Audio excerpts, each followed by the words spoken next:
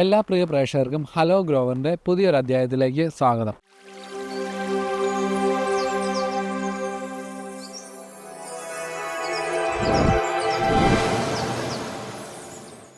കഴിഞ്ഞ ദിവസം നമ്മൾ കാടോം പ്ലാന്റർ ഇടുക്കി എന്ന യൂട്യൂബ് ചാനലിൽ ഡിസംബർ ജനുവരി മാസത്തെ ഏലകൃഷിയെപ്പറ്റിയും എന്തൊക്കെ കാര്യങ്ങൾ ശ്രദ്ധിക്കണമെന്നും നമ്മളൊരു വീഡിയോ ചെയ്യുകയുണ്ടായി. അപ്പോൾ ഈ വീഡിയോയുടെ താഴെയായിട്ട് വളരെയധികം കമൻറ്റുകൾ വിവിധ വിഷയങ്ങളെപ്പറ്റി ചോദ്യങ്ങൾ ഉന്നയിച്ചുകൊണ്ട് വരികയുണ്ടായി. ആ കമൻറ്റുകൾക്കുള്ള ഒരു മറുപടി ആണ് ഈ വീഡിയോയിലൂടെ നമ്മൾ ചെയ്യുന്നത്. ആദ്യത്തെ ചോദ്യം വന്നിരിക്കുന്നത് ഈ മാസങ്ങളിലുണ്ടാകുന്ന മഞ്ഞപ്പിഞ്ച് കൊഴിച്ചിൽ എങ്ങനെ പരിഹരിക്കാമെന്നുള്ളതാണ്. അപ്പോൾ ഈ ചോദ്യത്തിന് ഉത്തരവെന്ന് പറയുന്നത് സാധാരണ രീതിയിൽ എന്തൊക്കെ കാരണം കൊണ്ടാണ് ഏലച്ചെടിയിൽ മഞ്ഞപ്പിഞ്ച് പൊഴിച്ചിലുണ്ടാകുന്നത് എന്ന് നമ്മൾ അറിഞ്ഞിരിക്കണം. പ്രധാനമായിട്ടും മഞ്ഞപ്പിഞ്ച് പൊഴിച്ചിലുണ്ടാകാനുള്ള സാഹചര്യം എന്ന് പറയുന്നത് വേരുകൾക്കുണ്ടാകുന്ന കേടുകളാണ്. അപ്പോൾ നമ്മുടെ ചെടിയുടെ വേരുകളിൽ നിമറ്റോഡ്, ഫിസേറിയം, വേരുപുഴു, വേരഴുകൽ ഇങ്ങനെ ഏതെങ്കിലും രോഗം ബാധിച്ചിട്ടുണ്ടോ എന്ന് നമ്മൾ വേരുകൾ പരിശോധിക്കുക. വേരുകൾക്ക് ഏതെങ്കിലും രോഗം ബാധിച്ചിട്ടുണ്ടെങ്കിൽ അതിനെ പരിഹാര മാർഗ്ഗങ്ങൾ കണ്ടെത്തുക എന്നുള്ളതാണ് പ്രധാനമായും ചെയ്യേണ്ടത്. രണ്ടാമത്തെ കാര്യം എന്ന് വെച്ച് കഴിഞ്ഞാൽ നമ്മുടെ കാലാവസ്ഥ മൂലം ചെടികൾക്കുണ്ടാകുന്ന സ്ട്രെസ്സാണ്. നമുക്കറിയാം ഈ മാസത്തിൽ കഴിഞ്ഞ മാസങ്ങളെ അപേക്ഷിച്ച് തണുപ്പ് വളരെ കൂടുതലാണ്. അപ്പോൾ തണുപ്പ് കൂടുന്ന സമയത്ത് ചെടികൾക്ക് സ്വാഭാവികമായിട്ടും ഒരു സ്ട്രെസ് ഉണ്ടാകും. ഇങ്ങനെ സ്ട്രെസ് ഉണ്ടാകുന്ന സമയത്ത് ചെടികളിൽ മഞ്ഞപ്പിഞ്ച് ഒഴിച്ചിലുണ്ടാകാനുള്ള ഒരു സാഹചര്യമുണ്ട്. മൂന്നാമതായിട്ട് സിങ്കിൻ്റെ അപര്യാപ്തത മൂലവും ചെടികളിൽ മഞ്ഞപ്പിഞ്ച് ഒഴിച്ചിൽ കാണാം. അപ്പോൾ ഇങ്ങനെ സിങ്കിൻ്റെ അപര്യാപ്തത മൂലം മഞ്ഞപ്പിഞ്ച് ഒഴിച്ചിൽ ഉണ്ടാകുകയാണ് എന്നുണ്ടെങ്കിൽ നമ്മൾ ഒരു EDTA സിങ്ക് ഫോളിയർ സ്പ്രേ ആയി ചെടികൾക്ക് അടിച്ചു കൊടുക്കുന്നത് ഉത്തമമായിരിക്കും. അതുപോലെ മറ്റൊരു പ്രശ്നം എന്ന് പറയുന്നത് തേനീച്ച മൂലം പരാഗണം നടക്കാതെ വരുന്നതാണ്. അതായത് തേനീച്ചയുടെ കുറവ് മൂലം പരാഗണം നടക്കാതെ വരുന്നത്. ഇത് നമ്മുടെ തോട്ടങ്ങളിലെ പൂവുകളിൽ ശ്രദ്ധിക്കുക. പൂവുകളിൽ പോളൻ ഗ്രെയിൻസ് നമ്മുടെ തേനീച്ചകൾ വന്ന് എടുക്കുന്നില്ല എന്നുണ്ടെങ്കിൽ പരാഗണം നടക്കുന്നില്ല എന്നുള്ളതാണ് അതിനർത്ഥം. അപ്പോൾ തേനീച്ചകളെ ആകർഷിക്കാൻ ചെയ്യാൻ പറ്റുന്ന കാര്യങ്ങൾ ചെയ്യുന്നതും ഉത്തമമായിരിക്കും. അടുത്ത ചോദ്യം വന്നിരിക്കുന്നത് വേരുകേടിന് എന്ത് ചെയ്യണമെന്നുള്ളതാണ്. സാധാരണ രീതിയിൽ നമ്മുടെ ഏലച്ചെടിയുടെ വേരുകളെ ബാധിക്കുന്ന അസുഖം എന്ന് പറയുന്നത് ഒന്ന് കീടബാധയും രണ്ട് രോഗങ്ങളുമാണ്. കീടബാധ എന്ന് പറയുന്നത് നിമറ്റോഡുകളുടെ ആക്രമണം നമ്മുടെ ഏലച്ചെടികളുടെ വേരുകളിലുണ്ടാകാം. ഇപ്പം താഴെ കാണിച്ചിരിക്കുന്ന പോലുള്ള ചിത്രത്തിലുള്ള രീതിയിൽ നിങ്ങളുടെ ചെടികളുടെ വേരുണ്ട് എന്നുണ്ടെങ്കിൽ ഇതിൽ നിമറ്റോഡിൻ്റെ ആക്രമണമുണ്ട്. അങ്ങനെ നിമറ്റോഡിൻ്റെ ആക്രമണമുള്ള ചെടികളിൽ നമുക്ക് ഏറ്റവും പ്രധാനമായിട്ട് ചെയ്യേണ്ടത് നിമറ്റിസൈഡുകൾ ഉപയോഗിക്കുക എന്നുള്ളതാണ്. അപ്പോൾ മാർക്കറ്റിൽ അവൈലബിൾ ആയിട്ടുള്ള നിമറ്റിസൈഡുകളിൽ പ്രധാനമാണ് വേലം പ്രൈം, ഫ്ലോപൈറം എന്ന് പറയുന്ന കെമിക്കൽ. ഇത് ഒരു 100 മില്ലി 200 ലിറ്റർ വെള്ളത്തിന് എന്നുള്ള രീതിയിൽ ചേർത്തിട്ട് നമുക്ക് ചെടികളുടെ ചുവട്ടിൽ ഒഴിച്ചു കൊടുത്താൽ മതി. ഇനി അതല്ല എന്നുണ്ടെങ്കിൽ ബയോളജിക്കലായിട്ടുള്ള കൺട്രോൾ മെഷേഴ്സും നമുക്ക് ഈ നിമറ്റോഡുകൾക്കെതിരെ ഉപയോഗിക്കുവാൻ സാധിക്കുന്നതാണ്. പ്രധാനമായിട്ടും നമുക്ക് മാർക്കറ്റിൽ അവൈലബിൾ ആയിട്ടിരിക്കുന്ന ബയോളജിക്കൽ നിമറ്റിസൈഡാണ് നമ്മുടെ പാസ്ലോമൈസിസ്, അതല്ലെന്നുണ്ടെങ്കിൽ പോച്ചോണിയ. ഇതിലേതെങ്കിലും ഒരു സ്പീഷ്യസ് നമ്മൾ നിമറ്റിസൈഡായിട്ട് നമ്മുടെ മണ്ണിൽ ഒഴിച്ചു കൊടുക്കുന്നതും നിമറ്റോഡുകളെ തടയുവാൻ സഹായിക്കും. പിന്നെ ഇത് രണ്ടുമല്ലാതെ നമ്മുടെ ഒരു ഓർഗാനിക് ആയിട്ടുള്ള ഒരു നിമറ്റിസൈഡാണ് സഫിൻ എന്ന പേരിൽ നമുക്ക് മാർക്കറ്റിൽ അവൈലബിൾ ആയിരിക്കുന്ന ലിക്വിഡ്.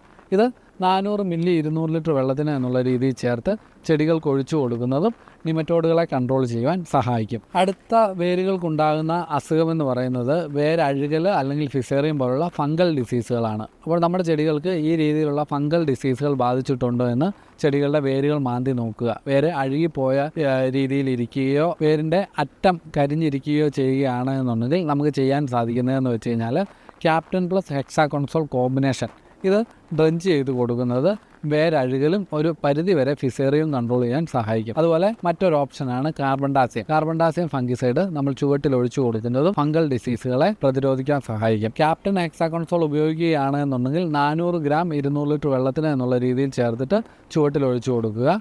ഇനി അതല്ല കാർബൺഡാസിയം ആണ് എങ്കിലും ഇതേ അളവിൽ തന്നെ 400 ഗ്രാം, അതായത് 2 ഗ്രാം പെർ 1 ലിറ്റർ ഈ ഒരു അളവിൽ അനുപാതത്തിൽ നമ്മൾ ചുവട്ടിൽ ഒഴിച്ചു കൊടുക്കുവാൻ ശ്രദ്ധിക്കുക. മറ്റൊരു വേരിനുണ്ടാകുന്ന അസുഖം എന്ന് പറയുന്നത് വേരുപുഴുവാണ്.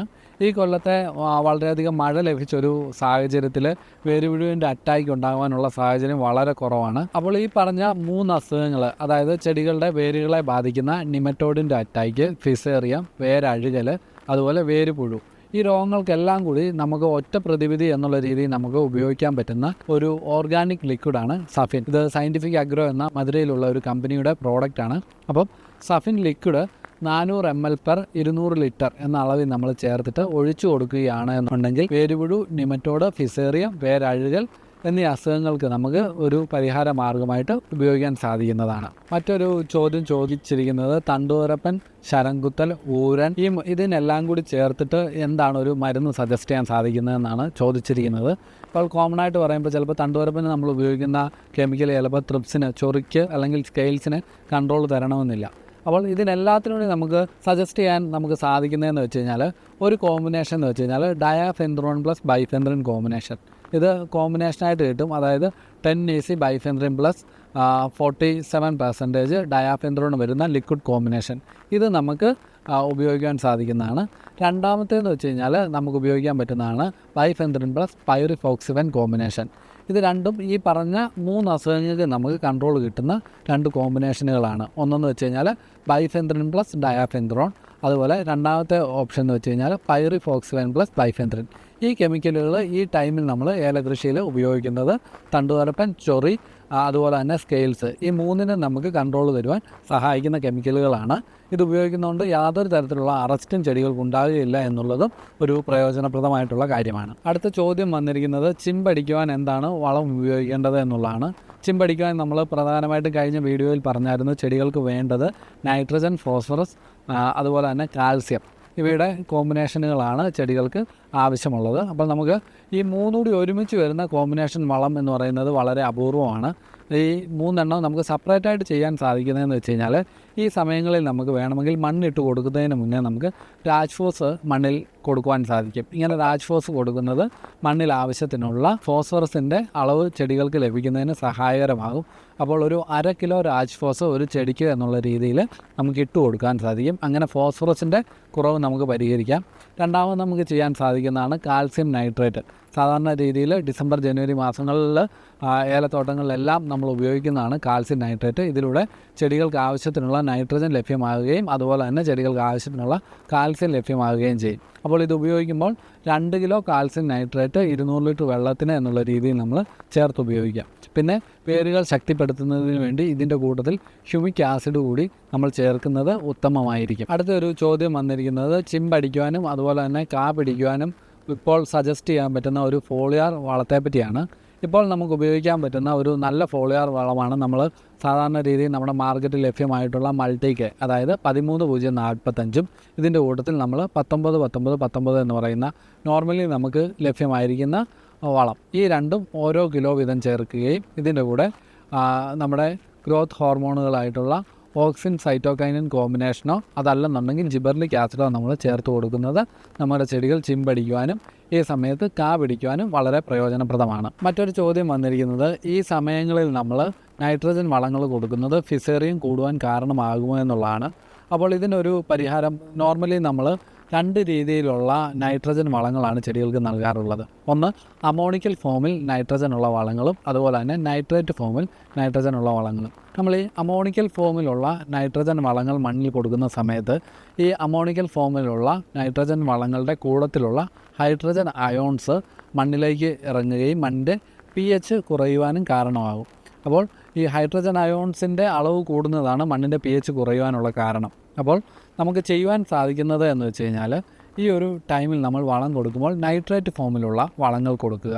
നൈട്രേറ്റ് ഫോമിലുള്ള വളങ്ങൾ ചെടികൾക്ക് നേരിട്ട് അബ്സോർബ് ചെയ്യുവാൻ സാധിക്കും. നമ്മൾ അമോണിക്കൽ ഫോമിലുള്ള വളങ്ങൾ കൊടുത്താൽ അത് ചെടി നൈട്രേറ്റ് ഫോമിലോട്ടുള്ള മണ്ണിലുള്ള ബാക്ടീരിയകൾ നൈട്രേറ്റ് ഫോമിലോട്ടുള്ള വളങ്ങളാക്കി മാറ്റിയാണ് അബ്സോർബ് ചെയ്യുന്നത്. അപ്പോൾ നമ്മൾ നേരിട്ട് തന്നെ calcium nitrate, potassium nitrate, magnesium nitrate ഈ രീതിയിൽ നൈട്രേറ്റ് ഫോമിലുള്ള വളങ്ങൾ കൊടുക്കുകയാണ് എന്നുണ്ടെങ്കിൽ ഒരു പരിധി വരെ ഈ നൈട്രജൻ്റെ അളവ് ഫിസേറിയത്തെ കൂട്ടുവാൻ പര്യാപ്തമാകുകയില്ല. അപ്പോൾ ഈ ടൈമിൽ നമ്മൾ വളങ്ങൾ കൊടുക്കുമ്പോൾ അമോണിക്കൽ ഫോമിലുള്ള നൈട്രജൻ വളങ്ങൾക്ക് പകരം നമ്മൾ നൈട്രേറ്റ് ഫോമിലുള്ള നൈട്രജൻ വളങ്ങൾ നൽകുന്നതായിരിക്കും ഏറ്റവും പ്രയോജനപ്രദം. ഈ വീഡിയോ നിങ്ങളുടെ സംശയങ്ങൾക്ക് ഒരു പരിഹാരമായി എന്ന് പ്രതീക്ഷിക്കുന്നു. ഇനിയും നിങ്ങൾക്ക് സംശയങ്ങൾ ബാക്കിയുണ്ട് എന്നുണ്ടെങ്കിൽ താഴെ കാണുന്ന എൻ്റെ ഫോൺ നമ്പറിൽ വിളിക്കാവുന്നതാണ്. അതല്ലെന്നുണ്ടെങ്കിൽ വാട്സപ്പിൽ നിങ്ങൾക്ക് നിങ്ങളുടെ സംശയങ്ങൾ മെസ്സേജായി അയക്കാവുന്നതാണ്. എന്നെ കഴിയുന്ന വിധം നിങ്ങളുടെ സംശയങ്ങൾ പരിഹരിക്കാൻ ശ്രമിക്കുന്നതാണ്. ഈ വീഡിയോ നിങ്ങൾക്ക് എല്ലാവർക്കും ഉപകാരപ്രദമായി എന്ന് വിശ്വസിക്കുന്നു. അങ്ങനെ ഉപകാരപ്രദമായിട്ടുണ്ട് എങ്കിൽ ദയവായി നമ്മുടെ ചാനൽ സബ്സ്ക്രൈബ് ചെയ്യുക. മറ്റൊരു വീഡിയോയുമായി വീണ്ടും കാണുന്നത് വരെ നന്ദി, നമസ്കാരം.